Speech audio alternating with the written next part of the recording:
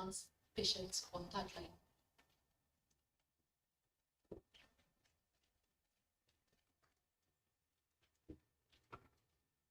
So good afternoon, everyone. I've been given the time before. I think after this we'll have lunch. It's from Jack. And then the other thing is also Jack gave me a topic that really worldwide there is no guideline. So going through this, wait for my presentation. Here I am. So going through this, I'll really talk about our experience at the Rtwg as well as Harvard. So my topic is integrated treatment failure, integrated management of third line treatment failure. And we'll go straight to the background just to look at where we are in the third line failures. So what we see is that when you look at data, there's high level of drug resistance upon second line failure in African cohorts. And we're seeing a lot of our patients, when you look at the data, around 20 to 40% develop drug resistance while on second line. And when you look at that data, they have multi-class resistance. So meaning they have resistance in each or different classes of ARVs. So globally, the WHO shows that around less than 1% of patients are on third line medications. Of course, we expect that those who are failing third line are even lower than the 1%. So in Kenya, we have around 700 to 800 patients on third line medications. And the data on really third line outcomes, we don't have them, but we have studies that have shown that the third line medications that we're using right now, including Rtwg and Rtwg, have very good outcomes. So we'll see what data will show as we go along. The next slide. So when you look at what the NASFOG guidelines recommend in Kenya, is that our third line regimen is really based on DRT. However, recently we've run into a little bit of problems where we've run out of DRT reagents, and we've had recent switches of empiric third line, which still include the drugs that are listed in the Kenya guidelines. So what we need to think about when you think about a third line patient is a client who is really ART experienced. So if you think about the clients we have at the moment, they have been exposed to first line and an RTI and they've failed. They've gone to a PI-based regimen and they failed, and now they're on third line. And once we have third line failure, then we have gone through all the antiretrovirals that we have accessible in our cities. So increasingly, we are starting to see patients who were, let's say, on a PI-based regimen, and they were failing, and due to TB, they were to switch to TLD, and we're starting to see failure in those patients. So in those clients, if you think about it, they're also almost on third line therapy, and if they're failing their third line therapy. So we see Rtwg and Rtwg playing quite a critical role in third line antiretroviral. So I'll talk about our experience from what we call the HIV resistance clinic. I think as a program, we're going to think about changing the name from the presentations that we had earlier. And really, we established this clinic in 2015 before we had the North Rift TWG. And even after having the North Rift TWG, we still kept the clinic to run. And we refer, or regions within the AMPAT setting refer patients to our clinic if they have complex resistance, they're failing second line with other advanced HIV disease for OIs, and if they have really complex HIV-related disorders, including adverse events to drugs. And it's really a multidisciplinary clinic. I wish I could take a picture of how we sit, because as a clinician, I sit as a physician. We have a pharmacist who's sitting next to me. I have a peer counselor sitting next to me. So it's actually a multidisciplinary clinic that is not just run by a clinician. So since 2015, we've seen over 700 patients in that clinic. So through that, I think I'll go through how we think, most of us, how we think about third line therapy. And when we think about third line therapy and the way the TWGs, or when they think how to form a third line regimen, they really ask you about ARV history, because that is important, and you'll see why it is important in my subsequent slides. 2, we need to know about the level of adherence of the patient while they were taking antiretroviral therapy and while they were doing the genotype, because we need to know their adherence level when they were doing the genotype. And that's why we see we sometimes request for the patients to have DWI before genotypes. And then the other thing, and a phrase I have to say here is that when interpreting a genotype, what you can see on that genotype can hurt you or maybe have poor outcomes, and what you do not see on that genotype result can also affect the patient. So it's really important for us to know the ARV history, their adherence while they were on that, when genotype was done, as well as having all the ART results that we've had, genotype results that we've had from before. So if you have a genotype result that is coming to you for a patient, make sure that that is recorded and documented well, because if that patient or that client fails that therapy, that genotype will be important in subsequent interpretation of the genotype. So here is just a summary of what I've talked about. The ART history helps us to know about archived resistance. If a patient is off that drug, let's say they were off zidovudine and they're on tenofovir right now, and a genotype is done, then if you don't see resistance to AZT, it doesn't mean it's not there. Then the other thing, of course, is also results of prior resistance testing, where archived resistance can also be there, and current ARVs where selective resistance can be there. So once we interpret these tests, we also consider the fitness cost and the mutation scores of the genotype for us to give a regimen for that patient. So when selecting third line, what do? We try and see if we can get at least two active drugs, one of them being a high genetic barrier drug, that is darunavir or DTG. So the other thing that we make and decide when we are making a regimen, either for third line or even those patients who have failed third line, is that we also consider whether they have hepatitis B. Because if they have hepatitis B, we cannot really remove tenofovir, even if they have resistance to it, and we have to continue with that tenofovir. So because use of 3-TC only in treatment of hepatitis is not recommended. The other thing is we consider prior history of adverse effects and see if we can, it can help us in making that regimen. So here is the guideline for third line failure and what is really out there. So if there are no fully active drugs on your genotype, what do? Of course, you do not stop treatment and say, well, there's full resistance, I'll stop. So remember that some antiretroviral therapy, even when you see a genotype that they have resistance, you can still have some partial activity to that.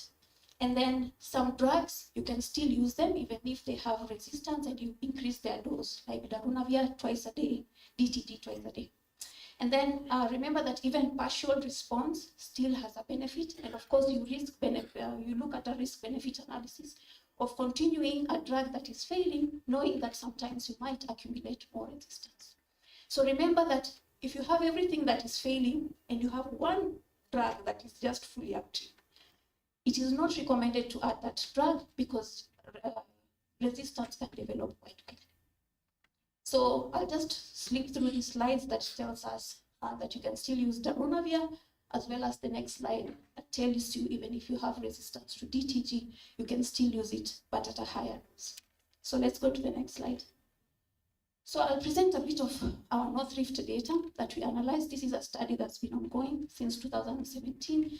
And I'll just show you data from 2017 to 2021. We are collecting more data, and our objective was to determine outcomes following PI-based therapy. We were found that 187 clients had genotype, and the median age was 41 years, and we see median ART duration was around 9 years, with 3 years on first line and 4 years on second line. Next slide. So this is what resistance we saw in our setup. What's resistance? So you see, and when you see almost 43 NNRTI in PI resistance. Next. Out of time. But I'll try to, okay. So basically as they're preparing the slides, you can see really that our patients who are failing second line ART, they have extensive resistance. And now, as we think of empiric third-line switches, we have to think about the resistance that we have in the background. This nice image or colorful image is showing each of those 187 patients and actually showing you in red the resistance, yellow, intermediate, and green that was susceptible. So we can go. So what I want to highlight in this slide, you can see that overall 24% of patients had predicted resistance to darunavir. And this includes low, intermediate, and high level resistance. But when you look at the intermediate and high level, they were around 10%. So as I said, DRT selection is based on DRT. Third line selection is based on DRT. But really, in the absence of DRT, we have to be cognizant about a few things. At that point, we do not know the darunavir activity at the time of switch, and we've seen in our study almost 1 in 4 has darunavir resistance. Number 2, the extrapolation of existing data from Nadia, and here we look at subsequent, views or viewpoints from the Nadia study, showing that we should have caution in extrapolating this data in advanced patients who have multiple resistance. So this is the challenges that we go through with patients who have very, a lot of resistance, where we have complex resistant patterns, we have issues with availability of drugs, the complexity of those regimens and side effects, and all of these affect adherence. So the mainstay of ART management or ART failure is really identification and ongoing support of adherence, HIV education, as well as a multidisciplinary approach. So what I usually do with my genotypes, I don't interpret them alone. You try to do it as a multidisciplinary so that you can hear thoughts from other people to see what regimen you can put that patient. So detailed understanding of the factors that led to treatment failure are critical. And I was here for the abstract presentations in the main hall. Really, we need to talk about adherence. We need to find out ways to assess adherence and also support those patients. So as I've said, multidisciplinary care, patient-centered approach, where in our clinic, the patient kind of leads the way a little bit because we help them to get suppressed. So if you have a client who tells me, don't give me 3 months, just give me 1 month, because I know myself. So we see that client every month. So the other thing is you can look at the image we do. When our client comes to clinic, we start from the basics. It doesn't mean they don't know about HIV. We really start from how does HIV affect the immune system. So if you look at the journey of a person living with HIV, as they're taking ART, they could be children, they could be adolescents, they could be adults, they could be older adults. And as you see that adherence issues for each of these populations is quite different. And once you're doing a multidisciplinary management, you have to note that the challenges of each of these populations is different. Except for the social worker and the psychological counselor, we sit in clinic together and we see each client who is on third line or failing third line together. And as we said, it's really a client-centered approach. I think we were one of the few clinics that are quite lucky because we have our consortium members and they've helped us to have a fund for this population. It's really not a lot of money. It's like 5,000 shillings, but it really helps us. Need laboratory tests to be done. So do I have time to go just through one case? Just one case, okay. So the first case that I'll go through is a 50-year-old patient who was diagnosed in 2004 and started ART in 2006 and had quite a long history of poor adherence on ART. So was started with stavudine, lamivudine, and ivermectin, didazosin, abacavir, lamivudine, and lopinavir. Remember those old days we didn't know what to do after first-line failure. So they were on 4 drugs, and then they were switched to ABC3TC lopinavir. And then after that, we don't know what happened until the client came to our clinic, and at that time we started third line. So I'll try. I hope this is visible, is it? Okay. So the good thing is that the client came to our clinic with genotype results. So they had a genotype in 2014, and what you see is that they had resistance to NRTI, resistance to NNRTI, and resistance to PIs. So in 2015, they were also failing. So another genotype was done. And you can see this had almost similar genotypes. So we can go to the third one. And then this is really, I like these genotypes because they are teaching genotype, because what you see is that they're susceptible. The previous one you saw, they had high level resistance to PIs, yeah?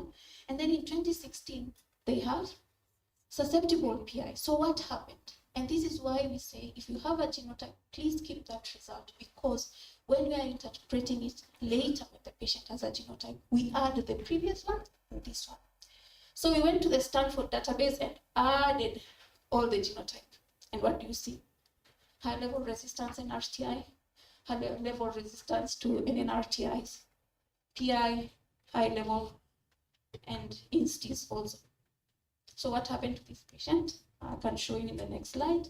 And this is where we saw the patient. So we weren't sure whether they were started on third line ART and they went into virological failure. And when we look at our genotype, we put this client on TLD, including DTG, BD, given that they have resistance. So we just go to the next slide, and this is where we are. That's 7 years down the line since 2017, with really intensive adherence support, very close follow-up. And we see that even in the background of extensive resistance, we still have some activity from the failing genotypes. So the patient is doing well. I wanted to develop another case, but I will not discuss it because it's a child and it's also the same thing that we have resistance. So I'd like to end my presentation there. Thank you.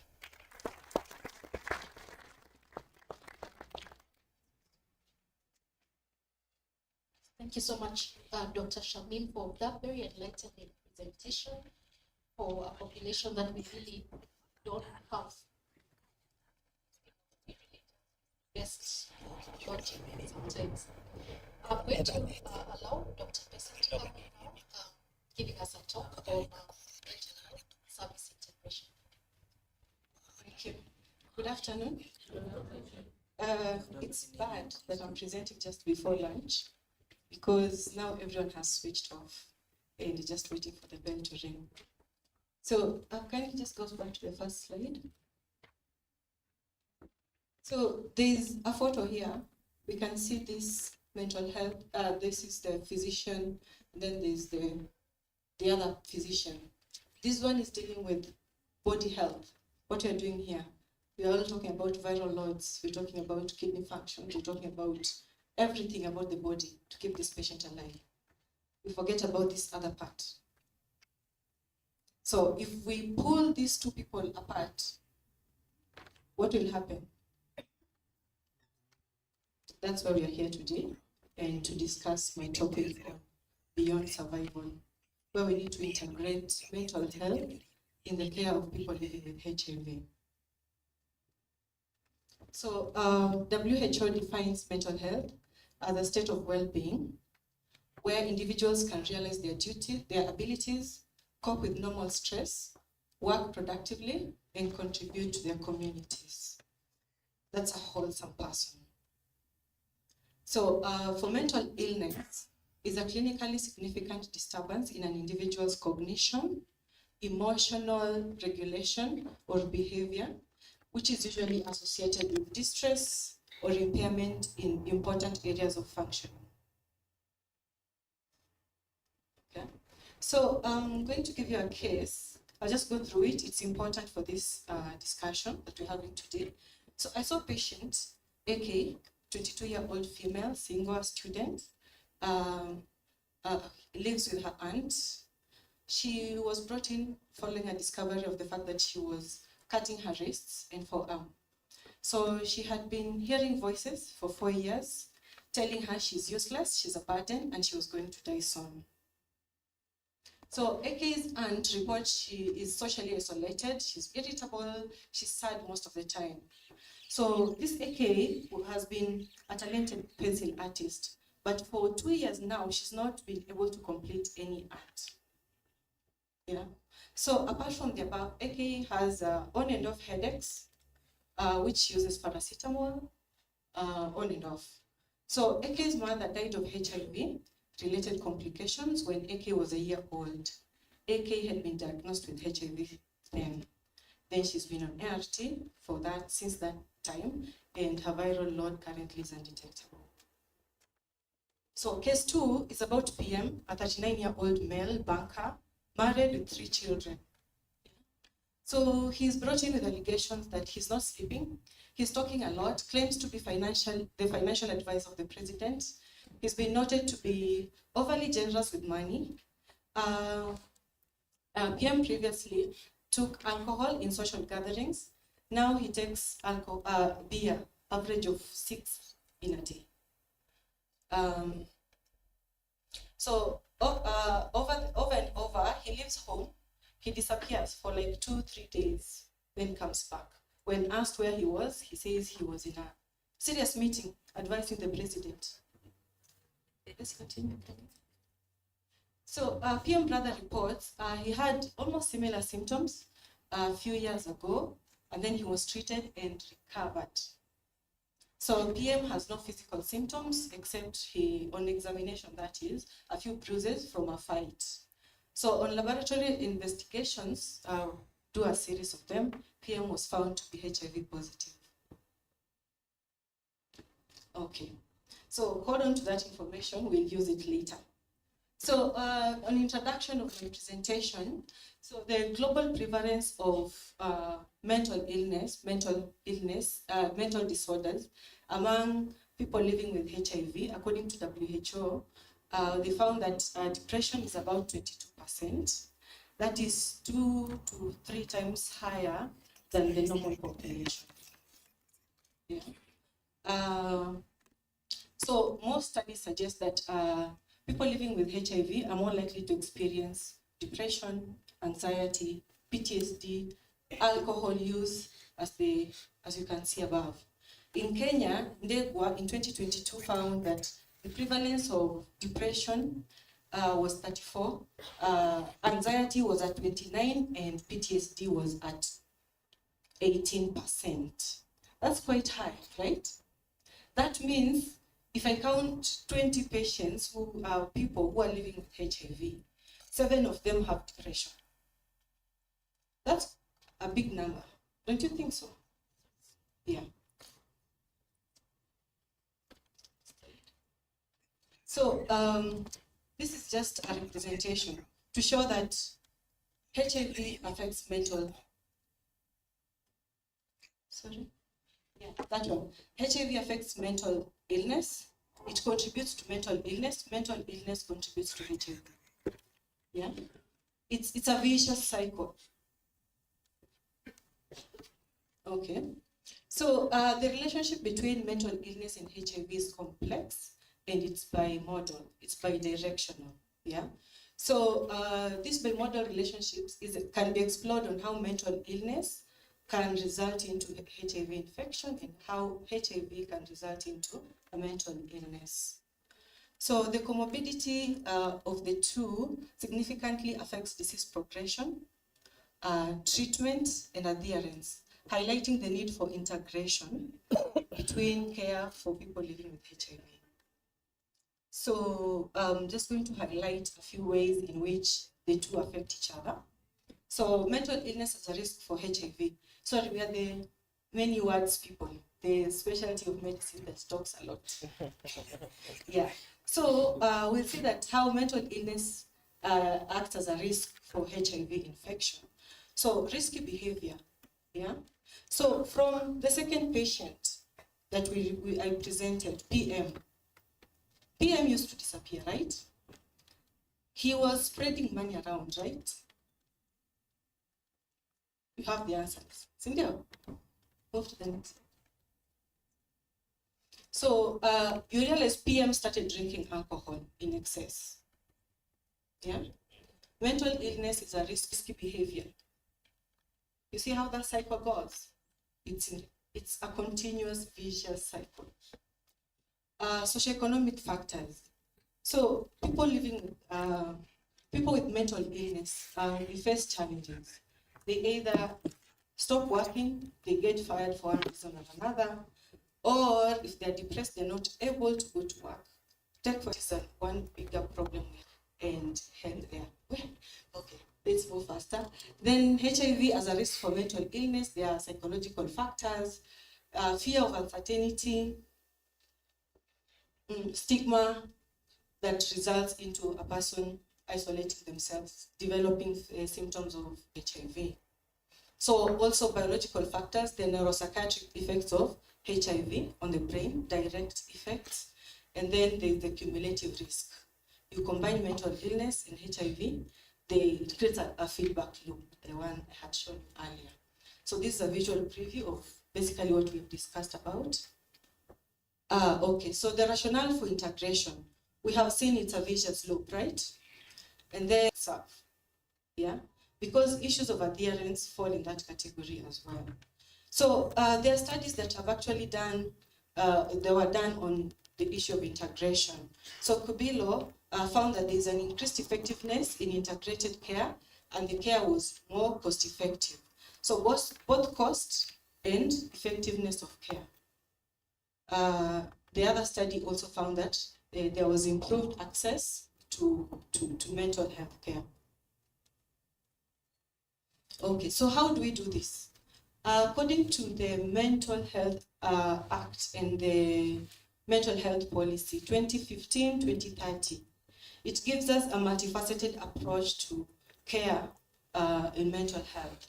So it spans across promotion, prevention, treatment, and rehabilitation.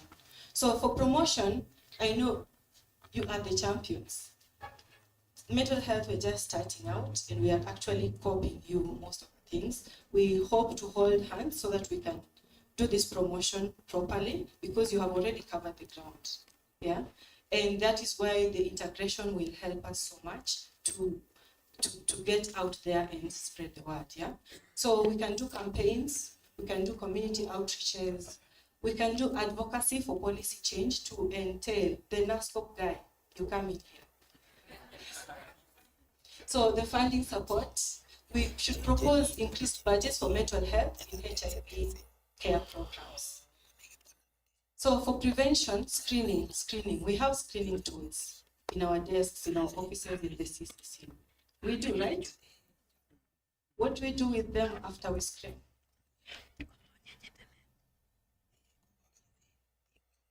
Okay. So another factor is training of healthcare providers. We can do workshops. We can include mental health support for prevention, that is provide mental health support to encourage adherence to preventive measures. Support groups that facilitate support groups to address both mental and HIV prevention. So for treatment, we need to use evidence-based care. So for example, in depression, we can use CBT. It's a well-known method that actually works. It's a therapy that actually works for mild to moderate depression. For severe cases, we should have a psychiatrist on the ground to handle that. So we should integrate both. We know that drug-to-drug interaction is also a factor for antidepressants and ART. For example, ritonavir. Yeah, sorry. I'll just take a few more minutes. Yeah, ritonavir and SSRIs, which is our first-line treatment for depression. Ritonavir tends to increase the serum levels of antidepressants. So we need to be able to adjust the dosages adequately, make the right choices of drugs. Okay, so the same thing we have been discussing about. Just a moment. So evidence-based medical management, I've talked about it. So the fourth aspect is rehabilitation. So this patient is virally suppressed. This patient's depression or anxiety has been managed. What do we do? Continued support, yeah, ongoing counseling, regular follow-up appointments, programs offering long-term mental health support, and other support programs. So empowerment and self-management is also a long-term management for these patients. The other group of people that we tend to forget are the caregivers. And I'm talking about the caregivers back at home. They are the caregivers as the health care providers that I have not talked about. That's a topic for a whole day, yeah? So for the caregivers, you can do stress management, have them access to professional counseling services. You can actually incorporate, have the caregiver get access to psychological counseling when they bring the patient to the clinic. So also provide them with educational resources that are culturally relevant. We should also involve the community, the church, the families in taking care of these caregivers.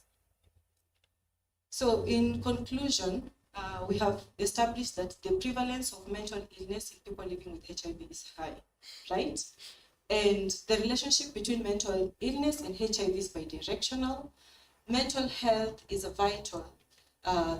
vital as physical health. We should adopt a holistic approach to the care of persons living with HIV. And then with the integration, we get improved health outcomes both ways. Integration is also multifaceted. We have to cater for all the 4 parts so that we have an effective result. We should also adopt evidence-based practices. So that is my parting shot. And after that, there are references. Thank you so much.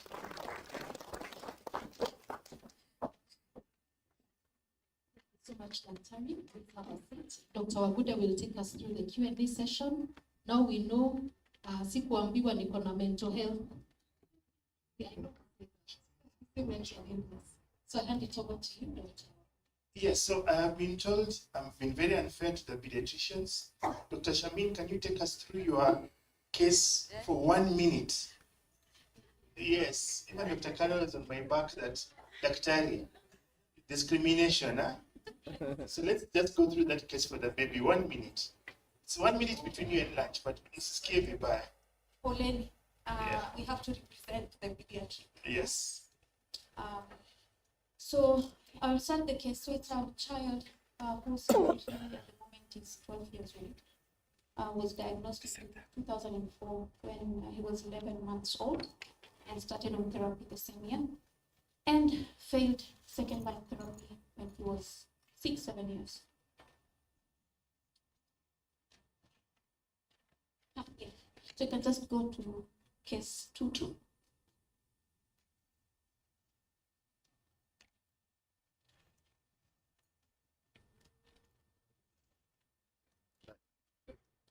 Yes. So diagnosed in 2012, age was 11 months, and then went to first line. I think it was an environment-based regimen. Yeah. So ABC 3TC nevirapine, and then they failed. So between January and 2016, genotype. Unfortunately, at that time, I think we did not know the meaning, the importance of having a genotype stored and documented very well. So we weren't able to find it. At that point, on Rtwg, we did not have DTG for children, so they were on Rtwg.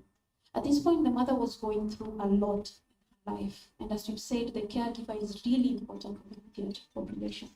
Unfortunately, this child did not do well, never suppressed on AZT3TC despite our not saying that they were susceptible to AZT, they were susceptible to Rtwg, so they had 2 fully active drugs.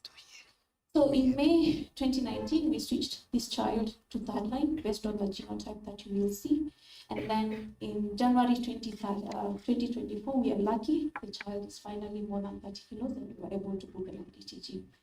So this is also a genotype that I put in the Stanford database, and you can see the resistance that we see in this child. So what you have to note is that this child failed Rtwg. Rtwg has a very low genetic barrier to resistance, and that mutations were affecting their DTG. So you can see even the zidovudine that they were on, or what we had to give this child in those few years, because we couldn't use TDF, they were less than 30 kilos, had high level resistance. All your NNRTIs are gone, all your PIs are gone, and you have resistance to integrase as well. So let's go to the results. This is where we are. So even with AZT3TC, DTG, BD, together with darunavir in this child, we really worked with the mother. The mother has really supported us and supported this child. You can say fourth line, because this was third line, yeah? This salvage regimen, we are LDL. in the country. Thank you. Thank you for that. So let's take a round of questions.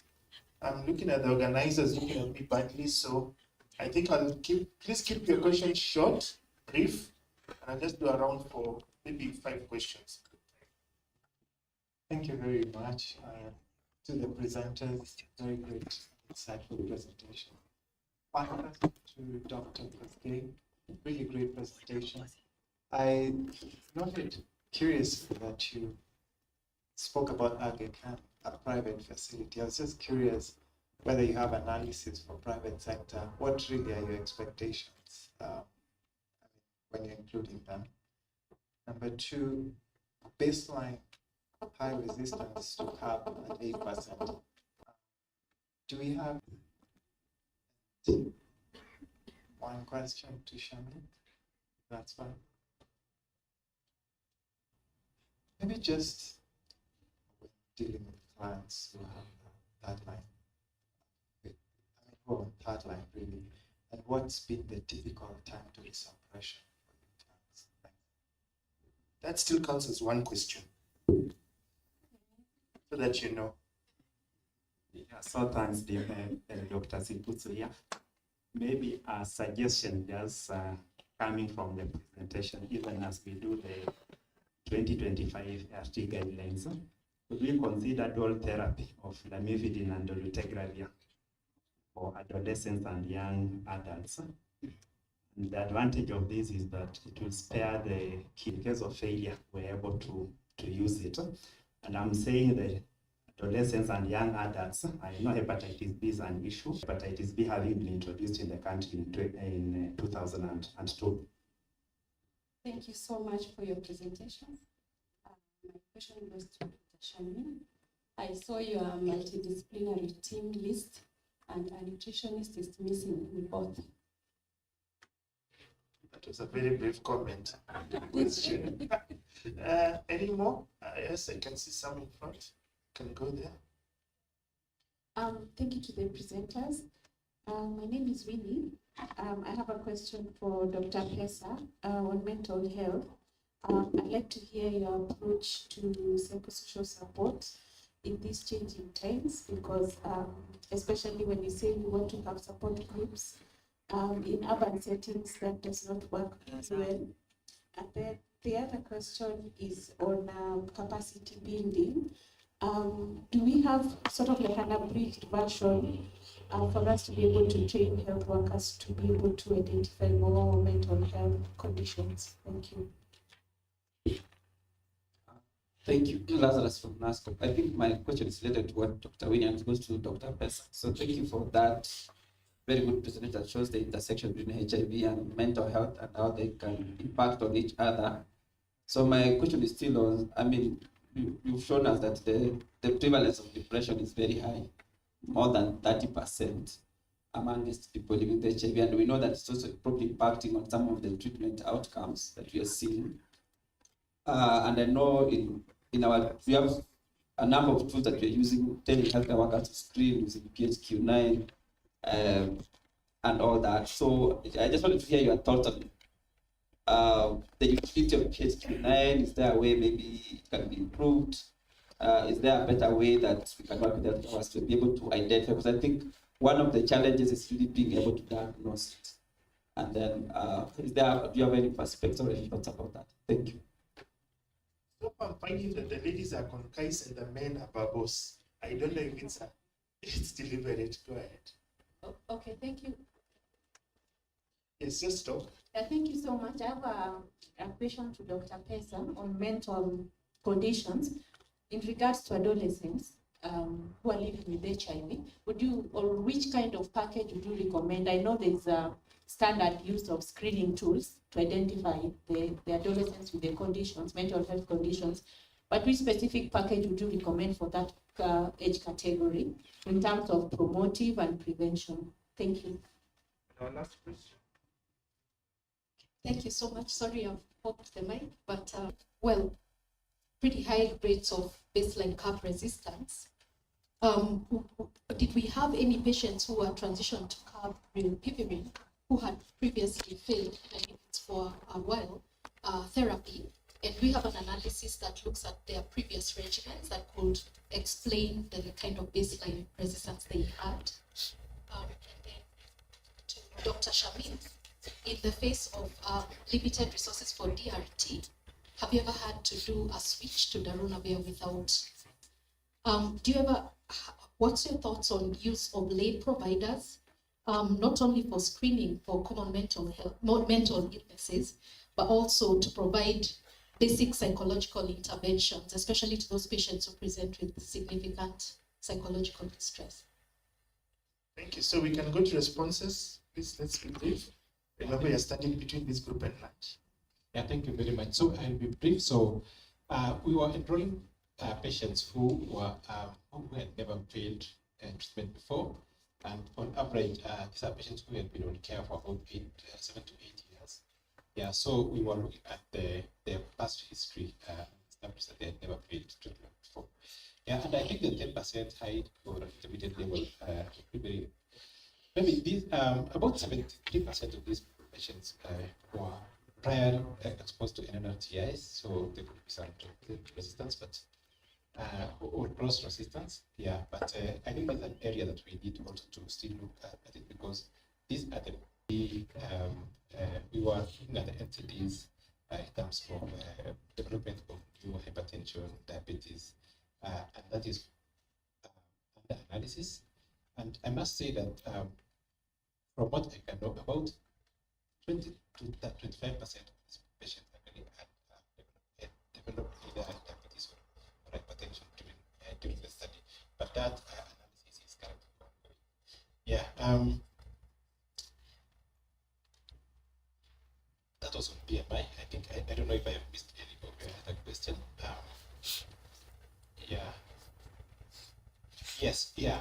Yeah. So Aga Khan gave us a care setting. We wanted to see if actually this can be done in our own setting from the public health approach.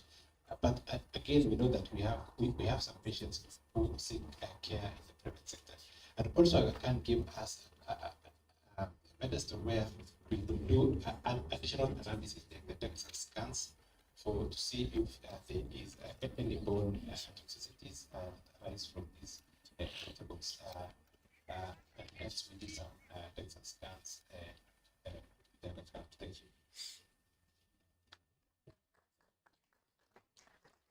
Thank you. I will answer my questions. So the first one is the critical workup for a certain ERT. So we see that the genotype has been really important for us to be able to interpret it, as well as the viral loads that the patient has, as well as their ART history. So if you're planning to switch our client off TDF, we always try to do hepatitis B surface antigens, but we see whether we can switch off, especially on third line, we need to keep it. And then, of course, for those who are on tenofovir, because some of them, for regimen simplification, we have them on TL and tenofovir. And so, especially those who are elderly, we try to do creatinine so that we make sure that the tenofovir is not hurting their kidneys or their lungs. So the other timeline to viral suppression, it also depends on the viral load. Because if a patient has a viral load of 1 million, in 3 months you wouldn't expect it to be LDL, because the the logs that you have to go down.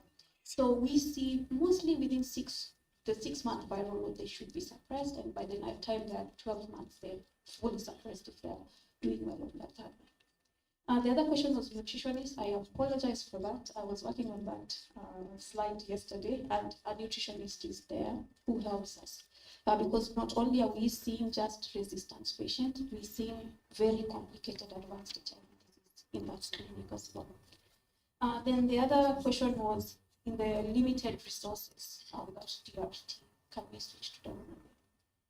This is important, because if you look at our data, almost 25%. When you look at the South African guidelines, the WHO guidelines, they recommend us to put patients on both DTG and darunavir, given that if we extrapolate from the NADIA trial and just pull TLD and they fail, we have no options. And we have seen that in our broad population, even with extensive resistance, they quite suppress TLD. So my thoughts, or maybe I'm just too conservative, is that I always look at it like a patient who's, have sepsis.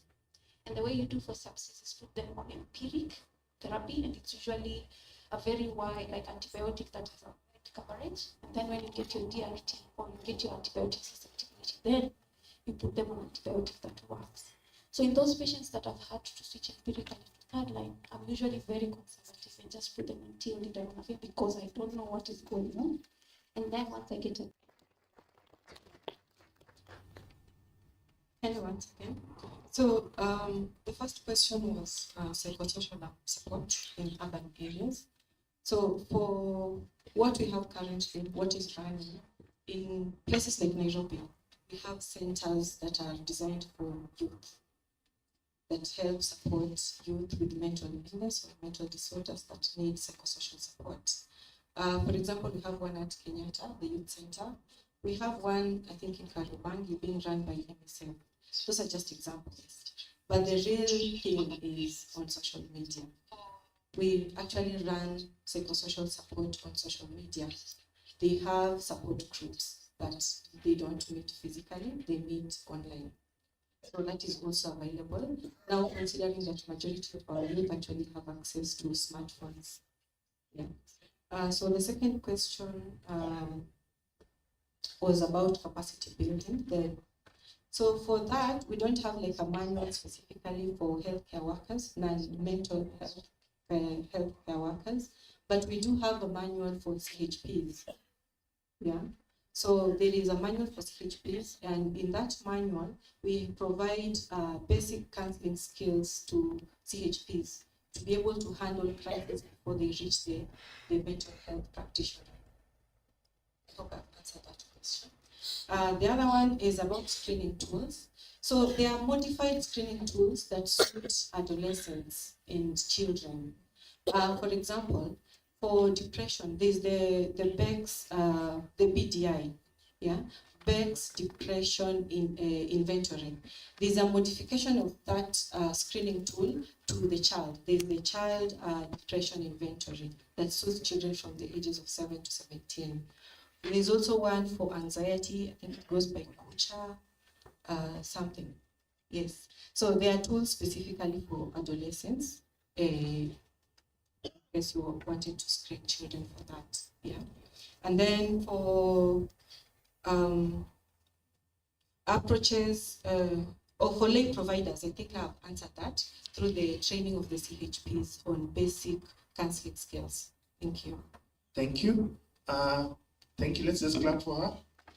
Now, the last will tackle the question about dual 3TC and DTJ.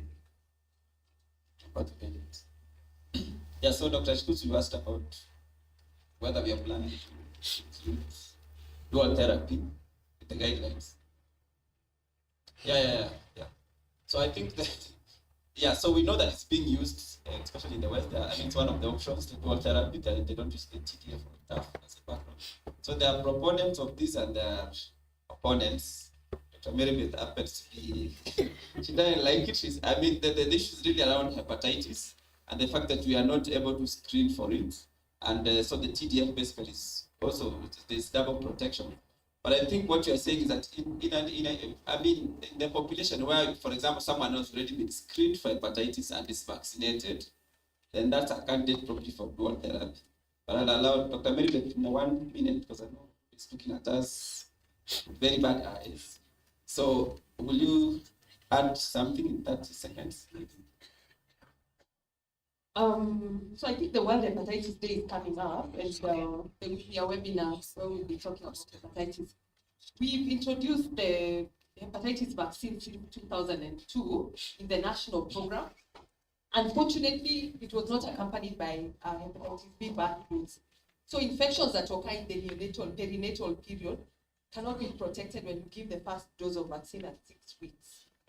And some counties have ongoing outbreaks. So I think the bigger question is, if we have data to really show that we don't have hepatitis in certain maybe regions or pockets, so it may have to be a subnational use of TDF. It cannot be blanket. I think we need more evidence and data, and particularly clinical trials where they're using saproptegramine. I think the screening is very, very intense.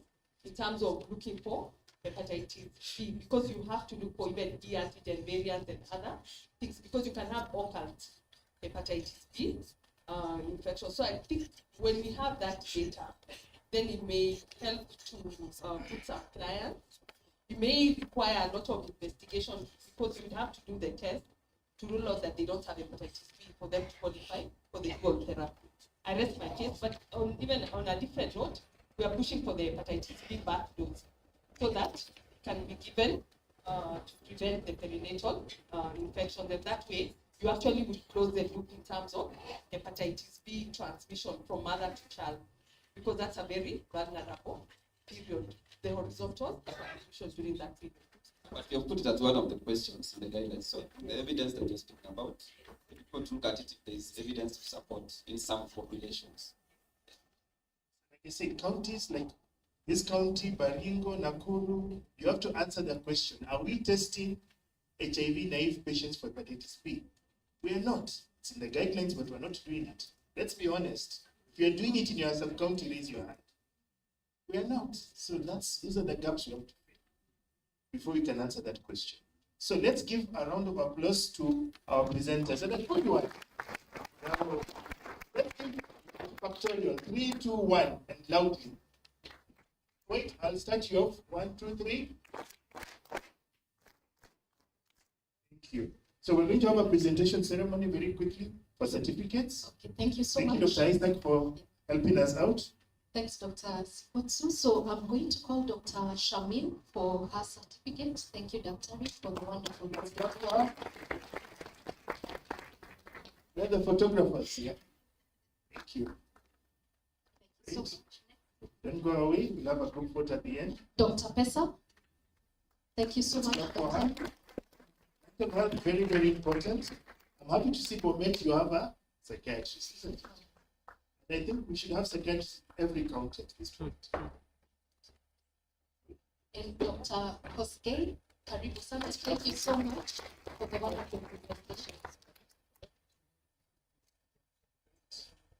So can we all go up and take a group photo before you go?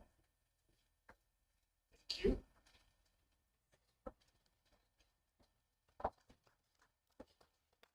Thank you. It's gender balance, yes. Very well balanced. I won't go there to spoil it. Thank you so much. So now we turn to lunch very fast, and then the next plenary on prevention. It's now 2:22. We want you to take a 30-minute lunch break. Remember your tags. I will go through them again. If your tag is here,